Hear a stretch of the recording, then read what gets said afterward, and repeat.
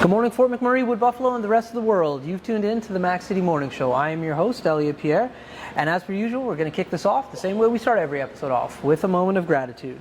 I know that you could be doing a million other things with your time, and the fact that you spend it with us truly does mean the world to me, so thank you. On that note, Tanner, hit him with the intro.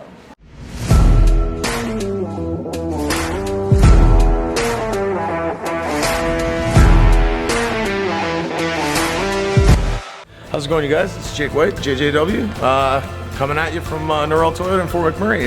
Just wanted to say hi and come on down, check the place out. Hi, my name's Richard. I'm the service manager here at Norrell Toyota. Hi there, I'm Adam. I'm here at Norrell Toyota. I'm a product advisor. Hi, I'm Cass. I'm the appointment coordinator. Happy to help you. Hey, it's Keith Simpson here. I'm the general manager of Norrell Toyota, soon to be Fort McMurray Toyota. Pretty excited for our new dealership. As you've seen, you met all my staff. These guys are all my family. We're here to take care of you. Come on down and be part of our family. And we are back. As you can see, we are not on the set of the Mac City Morning Show. We are on location. Also, you understand I do not introduce my guests because they can do a better job at that than myself. So, can you please tell everybody at home who you are, what you're about, and where we are today? My name is Sarah Reid. I'm the creator and designer behind Sarah Reid Designs, so a handmade jewelry business here in Fort McMurray. Okay. I've been making jewelry since 2004. All right. And we've been here since 2007, and I've been making and selling the whole time we've lived here. Okay, nice. And where is your stuff located? Is that your stuff that I'm looking at there? That is my stuff right there, oh, yes. Oh, beautiful. So, yes, at the new Corridor Shops and Events. It's also available at Absolute Serendipity, Northern Pet Emporium, and Heritage Park. Oh, wow. So you're all over Fort McMurray. I've got a little bit of different style, kind of at each little place. Okay. How do you decide what style aesthetically goes with the location that your jewelry is in?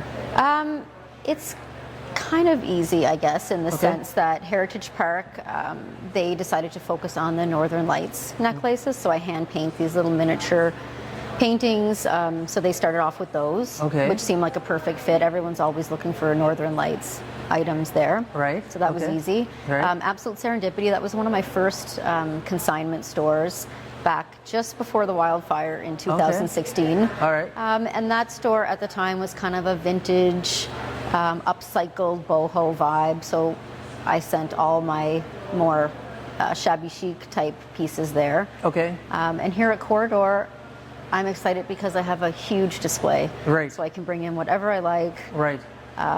You know, some of my favorite items in addition to jewelry too. So I think it's going to be exciting. Okay. How'd you get into jewelry making? Even as a little girl, we made little bracelets and things and traded and sold them at school, which was a lot of fun. Yeah. And then in 2004, I had an aesthetic business back home. I was self-employed. I don't know what aesthetics. Aesthetics, manicures, pedicures, facials. Oh, okay. And I had got back into jewelry just for myself, and then customers had commented on the pieces I was wearing, and so then I started making them and selling them there. And then I did farmers markets and craft shows. And when we moved here, I was lucky enough to start at a salon that allowed me a display case there. Okay. And I just, every place I worked, I had a case, and it just kind of kept going. Okay. Where's home for you initially? Nova Scotia, Cape Breton. Oh, I just went to Cape Breton this summer. What part of Cape Breton were you? Sydney. Oh, okay. Yeah. Nice. Did you like it? I love Cape Breton. I think it was my 5th time being to Cape Breton. I used to go to the East Coast a lot for, I used to be a recruiter, so I would travel back and forth. Yeah, I love Cape Breton. But this is the first, I went for a wedding this summer, so I hung out in Cape Breton and then a little bit of time in Halifax. Cape Breton's awesome. Yeah. It's a cool vibe. It's a really nice place. It's a cool vibe. So what brought you to Fort McMurray? Work. My then boyfriend at the time came up here for work, and then I had a change in jobs at home, and I said, well, I'll just come and try it. Right. Like most people. That's right. 5-year plan. Not even. Like I said, who knows? I might not last till Christmas, and then it worked, and we're still here. Yeah. That's awesome. Now, for the people at home who can't see your jewelry currently, can you explain kind of what it is? I'm looking at it, but they don't have that option right now, unfortunately. Yeah, I use a lot of semi-precious stones, crystals, glass from the Czech Republic. I try to use as much as I can, you know, fair trade, supporting other women in business, other artisans. So sourcing out unique pieces that aren't going to be seen everywhere. Right. Did you make the necklace that you're I wearing? did, Right now? yes. That's beautiful. This was kind of a fun one. It's kind of a collage necklace, so it has a base, and then I add just different elements and charms and things. Yeah. So where does your inspiration for that come from? Like So just many in jewelry, different you know? things, like, like nature, antiques. I love thrifting and shopping in vintage stores. So, just so many places that you can find inspiration. Sometimes just the beads and stones themselves. You might start with one focal bead, one stone that's really pretty, and then build your piece around that, or a charm that's really cool. Yeah, nice. Yeah. Now you said a word that is near and dear to mine and Tanner's heart. It's thrifting. Yes. When we antiquing Yes. is what, antiquing, yeah. So I think everybody that I've met who likes to go antiquing has like certain things that they're looking for, and it changes as like time goes on. What are you looking for when you go? Like, what's that like item that you're really looking? Your unicorn item. Thank you, Tanner. Oh, well, I did have a slight addiction with printers cabinets. Printers cabinets. You know those cabinets that would hold the typeface for the old printing presses? Yeah. So all the drawers. Now sometimes they sell them, people can use them on a wall and all the little cubby holes. So I have one of those as my bead cabinet, so all my beads are stored. Okay. And they're really kind of hard to find in Canada. Right. But I'm lucky enough to have a cabinet, and then whenever I see the trays, I buy them. But it kind of varies, like you said. I was into collecting hankies for a while, and then I made a curtain in my bead room of all the hankies, because what you do with a vintage hanky, cool. You don't really use them, but I just pinned them on, so they can still be taken off and reused. Nice. I have a bunch of like custom hankies and vintage handkerchiefs. For I used to have to wear a suit all the time, and so like I just always had one going. Something fun, little pop of color. Yeah. Nice. Why would you want a vintage one? People use those. No, you wash them. You know what? A lot of times they're not used, though. That's right. They're like perfectly pressed. Yeah. Never used. And I honestly, they were more a decorative piece. Like for the most part, like I never used it. You know what they're good for? Going to weddings. Because there's always a girl crying at a wedding, and you're able to be like, there you go. And you got to be a gentleman. So I actually I never used any of the handkerchiefs. They're just there. I've never used them either, but just they're cute. The florals and different prints on them. But our latest thing, I've been working with my mother who sews and does quilting.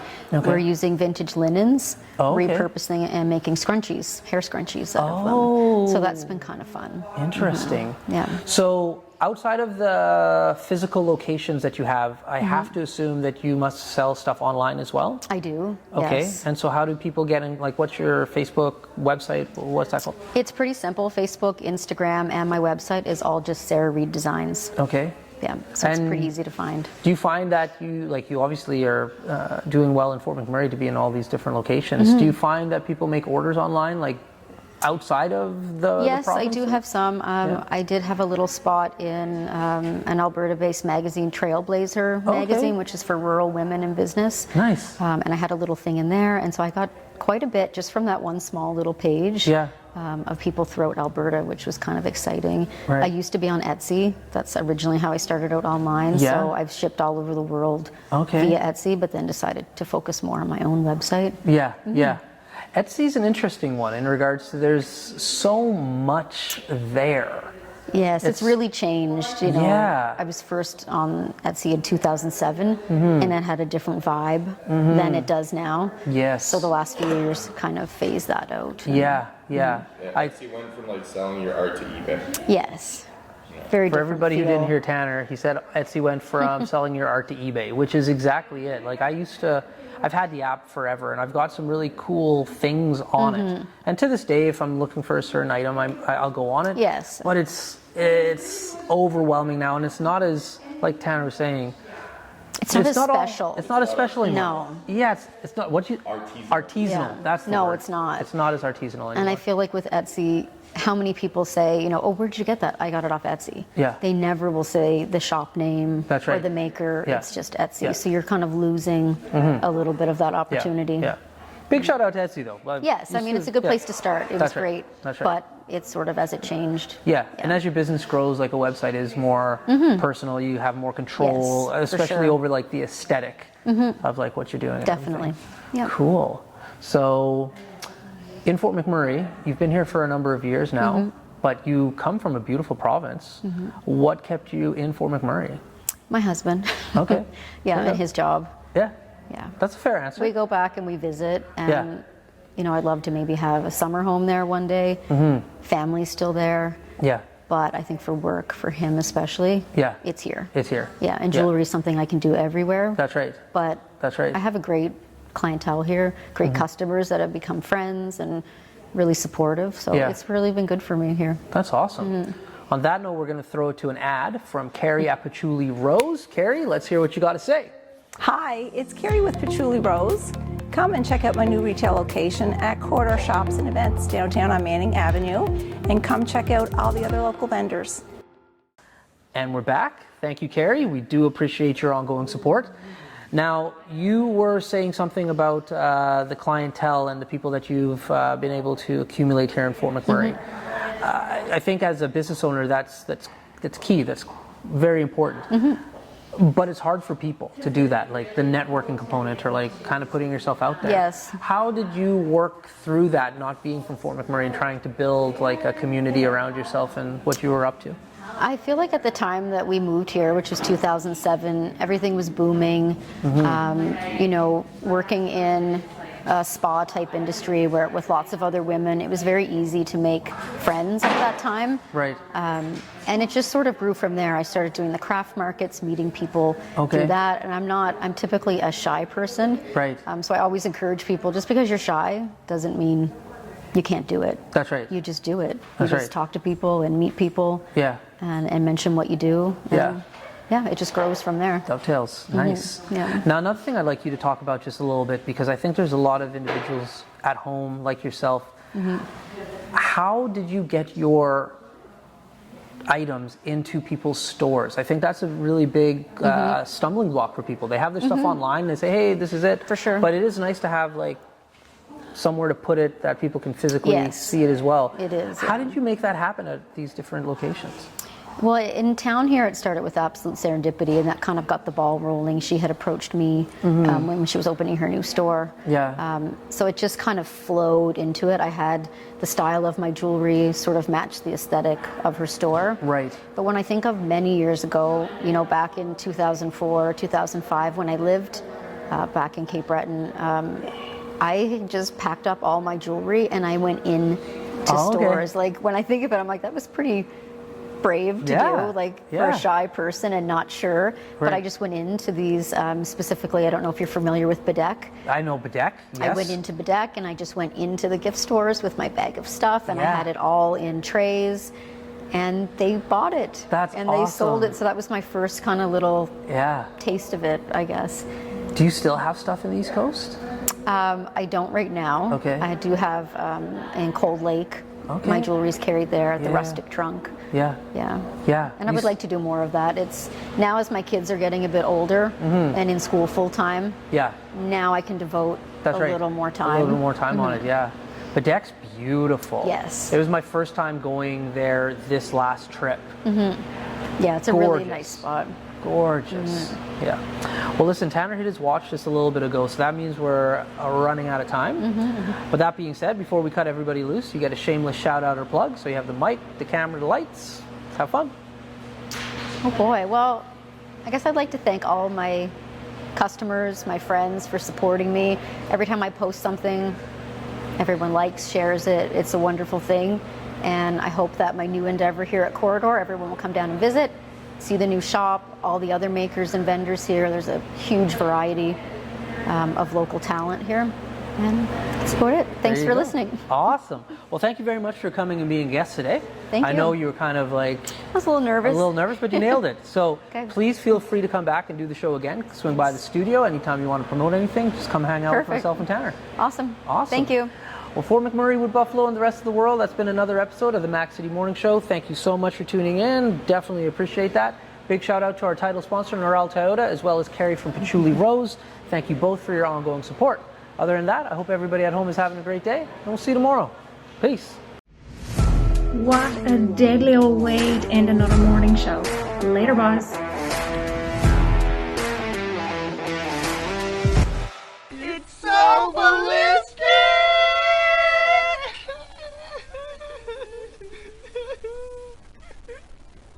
quenching your ugly thirst.